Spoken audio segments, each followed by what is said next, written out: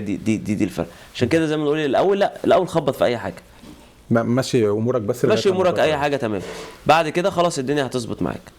طيب وتنصحني قبل ما اجي مثلا اتعلم صنعه لو انا ما عنديش حاجه مثلا اتعلم صنعه في مصر، ولا يعني تسهل عليهم، ولا لما اجي اتعلم الصنعه اتعلم صنعه يعني احسن اتعلم من مصر؟ اتعلم الصنعه على الاقل تبقى فاهم شويه، لان انت لما تيجي هنا تدرس تبقى اسهل لك اكتر. فاهم قصدي؟ هتوفر عليك كتير. هنا في امريكا المهن اليدويه مطلوبه كتير. الامريكان ما بيشتغلوش بايديهم خالص، فمطلوبه كتير يعني. في حاجه معينه مثلا تنصح الناس بيها؟ بص بقى، نقاش سباك يا معلم، انت بص والله شهد سباكين. مركز انت على السباك على فكره. يا باشا اصل انا اتلدعت من النوم انا واخد بالي بصراحه. لا سباك، كهربائي،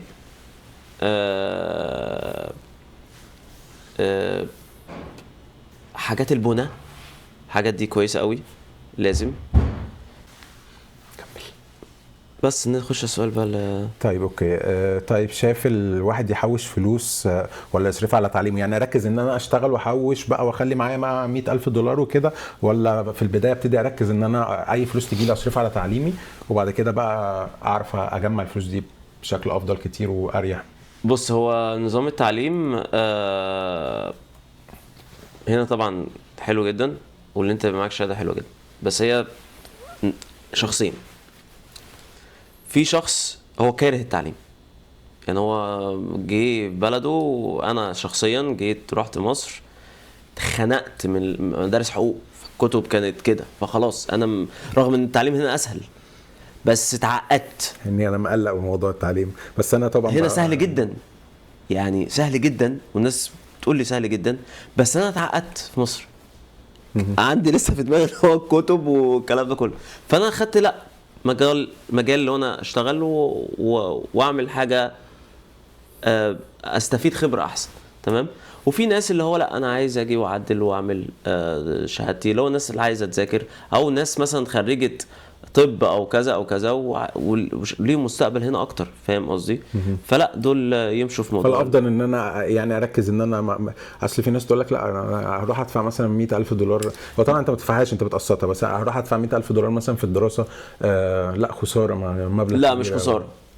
لو انت معاك يعني ديجري عالي كطبيب او لا مش خساره. الناس دي بتعمل ما شاء الله فلوس كويس. بالظبط. انما مثلا تقوليش مثلا انا خريج معهد عالي مش عارف ايه، على الله. ما انت هتدرس، ادرس تمام، ادرس، مش هقولك لا. هو ممكن يبدا من الاول اصلا يغير كارير. وعلى فكره الدراسه هنا مش غاليه، مش كله غالي. انت في حاجه ممكن تاخدها اونلاين، مش شرط انت تاخد شهاده، ممكن تاخد كلاسز اونلاين. تمام. يعني عندك اي تي، عندك ماركتنج، عندك حاجات، يعني مش شرط ان انا اقعد 4 سنين ادرس، ممكن اخد حاجه لو انت مش واخد شهاده من مصر مثلا كدكتور، ولا المهن اللي هي مهندس او اللي هي بيقول لك الكعب العالي زي ما بيقول لك عندنا في مصر، وجاي بشهاده عاديه، ادرس حاجه تشتغل بيها وانت قاعد في البيت في اي حته في العالم، زي الماركتينج، زي الاي تي، زي كمبيوتر ساينس، اي حاجه في الكلام ده كله اشتغل ادرسها. انت درست حاجه هنا ولا؟ انا لا. طيب. يعني ما اعرفش، ما جاتش معايا سكه. جربت شويه بزنس ادمنستريشن، بس يعني خدت ما درستش في جامعه، يعني انا خدت كلاسات وكورسات في البيزنس ادمنستريشن وبيزنس ماركتنج، بس دول عشان شغلي، يعني مع الخبره بتاعتي وشغلي كملوا بعض بس ما روحتش خدت ديجري في 4 سنين، مش محتاجه. ما هي دي برضو النقطه. بتشوف انت محتاج ايه على فكره في امريكا هنا ناس كتير جدا ما بتشتغلش بشهاداتها زي بلدنا. وظائف كتير جدا هنا بتاخد بالخبره، ووظائف كتير بتاخد على حسب انت متخرج من انهي جامعه. زي ايه؟ زي هارفارد، زي مثلا مش عارف من جورج ميسون. بعيد عن الجامعات زي ايه؟ ممكن ايه الشغلانات اللي انا ممكن اركز عليها؟ يعني مثلا حضرتك مثلا كاستمر سيرفيس مش محتاج شهاده، محتاج خبره. سيلز انت مش محتاج شهاده، محتاج خبره. اداره بيزنس. انت ممكن تكون مثلا مدير مطعم مثلا 10 سنين، ده في حد ذاته خبره. ده في حد ذاته انت احسن اصلا من اللي معاه شهاده. انت فاهم؟ الخبره مطلوبه الاول، بعد كده ممكن تدي حته الشهاده. طب لو حد بقى يعني حد مش هو عايز يدرس حاجه تكون مطلوبه في السوق، يعني اللي مطلوب في السوق الاي تي، بيعملوا فلوس حلوه قوي. اللي مطلوب في السوق الماركتنج. البيزنس ادمنستريشن هي يعني لو انت مالكش في البيزنس ملهاش لازمه. تدرسها لنفسك بس من الاخر يعني. لان هي برضه بتترتب اكتر شويه برضه على الحرفه. لو انت حريف في موضوع البيزنس والاداره والحاجات دي كلها هتفيدك طبعا الشهاده جدا. تمام. اكاونتنج شغلانه حلوه. فلوس حلوه. في ناس كتير جدا بتلجأ للتمريض، نيرسينج، شغال قوي، والفيزيكال ثيرابي والحاجات دي كلها. على فكره انت جاي من مصر مع خريج تجاره ممكن تيجي تدرس نيرسينج عادي جدا. اي حاجه هنا في امريكا مفيش علاقه انت جاي من مصر معاك ايه. حاجات كتير يعني. بس ده انا افضل الناس تدور على الحاجات اللي هي الاونلاين. الدراسه كلها تقصد تبقى اونلاين ولا الشغل يبقى الشغل الاونلاين حلو. انا جدا معاك الشغل الاونلاين بالذات الاي تي والحاجات بتاعه الكمبيوتر ساينس دي بصراحه الناس دي بتدفع فلوس حلوه قوي في الحاجات دي. فلوس حلوه وانت يعني سايبر سيكيورتي والحاجات دي كلها. يعني كودنج وانت بتقعد تكود بس وبتاخد فلوس. هو طبعا في هيدك وفي كل حاجه، بس يعني برضو انا شايف موضوع لطيف قوي واقدر الف العالم من غير ما طبعا في حته طبعا. طيب هل الواحد محتاج تأمين صحي اول ما يجي؟ انت مش هتعرف تطلع اصلا تأمين صحي اول ما تيجي كبدايه. يعني بعد كده يعني بعد كده ضروري اصلا اعمله ولا ممكن اكبر دماغي وامشي بدونه وكده؟ بص انت ممكن تمشي من غيره. في دكاتره بتدفعك فيزا كأنه مصري. يعني الدكاتره العرب والدكاتره المصريين كتير قوي موجودين في امريكا. في دكاتره بتساعد الناس كتير قوي في الموضوع ده. هتحتاج طبعا لو انت بقى عندك مشاكل صحيه دي طبعا محتاج لازم يبقى عندك. طبعا ما عنديش تأمين طبعا، انا رايح في ده. لا بص هقول لك على حاجه. هو رايح هتتعالج وكل حاجه هتتعالج نمر الوقت. هياخدوا فلوس بس ازاي بقى؟ والله مش زي ما الناس متخيله. انت يعني ممكن مثلا انت طبعا البيل بيجي ما شاء الله، بس عادي بتتكلم المستشفى بتقول لهم والله انا معيش فلوس ادفع، بيعملوا معاك بين بلان. في ناس عندها مثلا الوفات بتقسط وبتدفع $30 في الشهر. واو. على مدى السنه. اصل او عادي ممكن ما تدفعش، مش هيجي يحبسوك. بس تقريبا بتأثر على الكريدت بتاعه. اكيد طبعا بس هم مش هيجوا يحبسوك. فاهم قصدي؟ لان واقول لك على حاجه 50% من الشعب الامريكي الداتس بتاعتهم، الكريدت بتاعتهم عليها داتس ايذر كريدت كارد، سواء بقى لونز يعني ستودنت لونز ده اساسي، والهيلث عليهم ديون. بس كده هتتعالج وهتتعامل معامله كويسه جدا. لا مش لازم ابقى وزير ولا لا لا لا لا لا لا, لا. انت بتخش المستشفى هو ما بيجيش اصلا الراجل ياخد منك معلومات الانشورنس الا بعد ما الدكتور يجي يشوفك. فاهم قصدي؟ يعني يدخلوك الاوضه. لا لا لا لا مفيش الكلام ده. بس طبعا البلات عاليه تدفع كتير قوي. بس يفضل طبعا انت معاك انشورنس. ومش كل الانشورنس على فكره كويس. انت ممكن تدفع انشورنس، على فكره الانشورنس غالي جدا. في ناس بتدفع مثلا انا ممكن تدفع $400 في الشهر حقيقه، وكفرج زباله. انت فاهم؟ يعني انت ما عندكش كفرج عاليه قوي يعني. فالانشورنس غريب. في انشورنس يقول لك انا ما بنكفرش السنان، ده مشكله بقى. في حاجات معينه عشان كده دلوقتي الاجانب وعرب وكل الناس بقوا يسافروا عشان يعملوا اسنان. ارخص كتير على فكره، كتير جداً قوي يعني. جدا. انت تنزل مصر $1000 ده لو انا باشا ولا حاجه انت جدا. انت عشان تحشي ضرس اصلا بتتكلم في 2 وفوق. ارقام كبيره، رقم يعني. طب انا اقدم على التامين الصحي ازاي اساسا يعني؟ لازم يكون معاك سوشيال. اللي انا اعرفه لازم يكون معاك سوشيال وطبعا يشوفوا الانكم بتاعك بتعمل كام، واعمل الضرايب طبعا لازم يتاكدوا من ده عشان يشوفوا انت بتعمل كام. ما انت مش هينفع ما بتشتغلش. او مثلا تقول لهم انا بعمل 10000، طب فين البيزمنت انت بتعمل 10000؟ يا اما اللارا فيريفيكيشن او الضرايب بتاعتك والسوشيال طبعا. وفي انشورنس بياخد الاي تي اي ان نمبر. انت بتوصل له ازاي اساسا؟ يعني في مكان مثلا ممكن ندور عليه؟ اونلاين، بس هتاخد مكالمات كتير جدا بقى يعني. هو دي مشكله في امريكا، ان انت لو دخلت على ويب سايت واحد وعملت مثلا كوت لحاجه معينه، انت بقى تلاقي ايميلات جايه لك مكالمات، فاهم انت؟ حاجه فوق الخيال.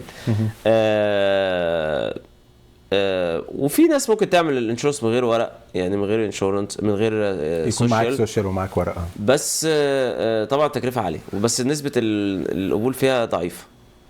في بقى اللي هو اللو انكم او اللي هو الميديكال كير، بس ده بقى لازم طبعا سوشيال، ولازم تكون معاك جرين كارد، وبقالك تقريبا مده في السنه في البلد عامه عشان تقدر تاخد الميديكير. طيب ايه الفروق اللي لاحظتها ما بين بلدك وامريكا، ما بين مصر وامريكا، سواء حلو او وحش برضه، عشان يبقى ايه جايبين كل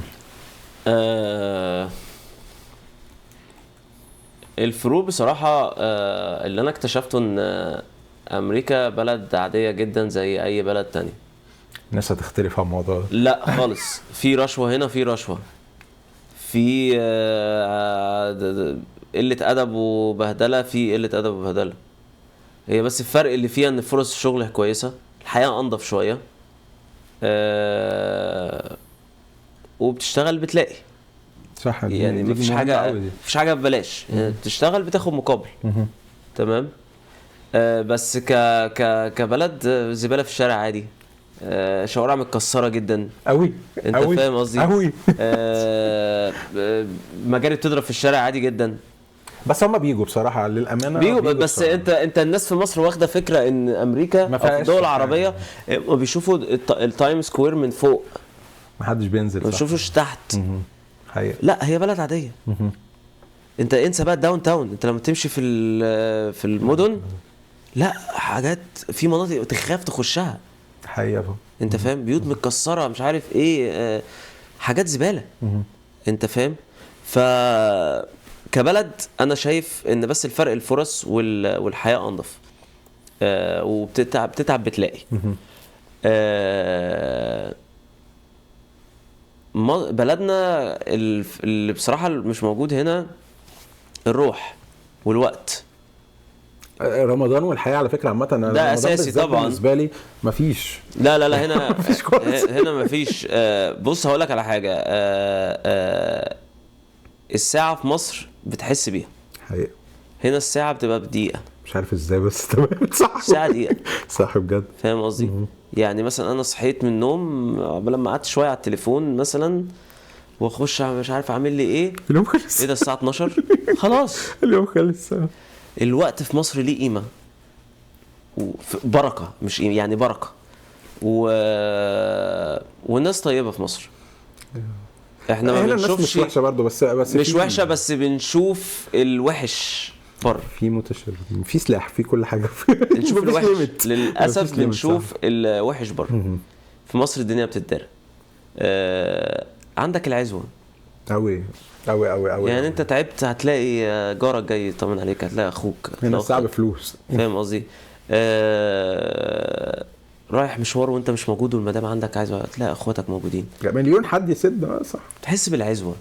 هنا انت بتبقى لوحدك، ما حتى قريبك ما بيبقاش معاك، لان كل واحد عنده هم اللي يكفيه. فاهم قصدي؟ صح. فهي دي ممكن تروح تتقل على حد تقول له هم ساعدني في دي، طب اديني اي حاجه، حتى لو معكش ايجار الشهر هتلاقي ناس تساعدك. يعني هنا لا، صعب الحياه شويه. طب واجهت مشاكل عنصريه؟ طبعا انا بتكلم هنا على فيرجينيا، فبرضه عشان ايه الناس لا او دي سي بص دي المناطق الداون تاون بنسميها داون تاون او سياحيه، ما فيهاش عنصريه كتير. ونادر لما تلاقي الكلام ده. ليه؟ لان هي بلد كله جاي من مخلطه، فاهم قصدي؟ انما لو رحت بقى مثلا كنتاكي، رحت حتت مش عارف ايه، رحت ايه، لا هتحس بعنصريه وش. مش هييجوا يقولوا لك يلا يا كذا وامشي ويضربوك، لا انت هتحس عنصريه من نظرات الناس. التعامل نفسه ممكن يبقى مختلف شويه، وبرضه هم يعني برضه مش واخدين على انت فاهم، بلد مثلا كلها بيض، فانت فاهم بالنسبه لهم انت، انا اسف، لا مفيش حاجه. فانت بالنسبه لهم انت different color، فانت هم لزاز على فكره وطيبين، بس فيهم منهم اللي وحش بس الموضوع بيأذي يعني، بتحس يعني لدرجه ان هو نفسيا. نفسيا انت بس بتبقى متاثر، لكن هم اقصد هم مفيش اذيه اللي لا لا لا لا لا لا لا، هنا بلا قانون. لازم تفهم دي يعني، بلا قانون. ممكن يجي وشوه اعمل لك وبتاع، بس لو حط ايده عليك خلاص هو راح في داهيه، انت فاهم، وليك الحق اللي انت ترد مجرد ما هو يبدا. ذاتس ات. فلا مفيش عنصريه في المدن الكبيره يعني. الحياه في امريكا سهله ولا صعبه؟ عشان برضو ايه نبقى موضحين. السؤال ده عميق يعني، هو مش اجابته على قد بسيطه ما نقدر يعني. الحياه في امريكا سهله وصعبه. سهله لو انت فهمتها صح وعرفت تتأقلم على الحياة فيها، وتغير من تفكيرك وتغير من الميتاليتي بتاعك، وانت عايز تطور من نفسك عامة. سهلة جدا وتستمتع بيها حلو قوي. الحياة صعبة لو انت ولا اتعلمت لغة ولا خليت نفسك اللي انت تتغير، هتبقى صعب عليك. ولو انت بخيل، انا ما حدش بيتكلم في الموضوع ده، لو انت بخيل الحياة صعبة في امريكا. من حيث برضه عشان نوضح، من حيث اللي انت هتعيش حياة مزرية، هتبقى مش عايز تصرف على حاجة، مش عايز تصرف، بتموت نفسك، مش هتستمتع بالدنيا، هتفضل على طول الدنيا صعبة، هتفضل على طول كئيب، متضايق، مش مدعي الفقر. الناس اللي بتدعي الفقر ده ربنا بيكرمها بالفقر اكتر، انت فاهم. لا، ما هي الحياة مش صعوبتها في بس الفلوس او لا، في اللايف ستايل كمان. هو تفكيرك او طريقتك انت اللي هتحدد. انت فاهم، انت البخل بالنسبة لي انا مش بخل بس مادي، بخل معنوي وبخل في الحياة عامة. لا يا معلم، روح واخرج تفسح يا عم، البس لبس طقم كده حلو وانزل مع نفسك اتمشى في الشارع، هات لك كوبايه قهوه. صعبه يعني برضو، مش كل الناس تقدر تعملها، بس انت تدلع نفسك يعني برضو. لازم تدلع نفسك. ما صعبه في ايه؟ اقصد ان انا اخد نفسي، بتكلم عن نفسي انا برضو عشان حلو. صريح ان انا فكره ان انا انزل اتفسح مع نفسي كده وهو عادي جدا. انت مين يا عم؟ ليه عادي جدا؟ ليه يعني خلينا نتكلم على مثلا دي سي مثلا. انت ممكن في اماكن كتير قوي تنزل تاخد كوبايه قهوه، تنزل على الورف، تقعد على الميه كده، حاطط سماعتك في ودانك. طب ما خروجه مع نفسك. عايز اقول لك انا يعني انا بشتغل اوبر، فانا طول اليوم في الشارع، انا بشوف الاماكن دي من بره، ببقى نفسي اركن العربيه وانزل انا بقول لك اخد لفه. انت لو اديت لنفسك وقت، اديك خروجه هنا نزلتها مع نفسك وهتقعد احلى قعده. وعلى فكره مش عايز اقول لك مش مكلفه يعني، بعيد عن الماده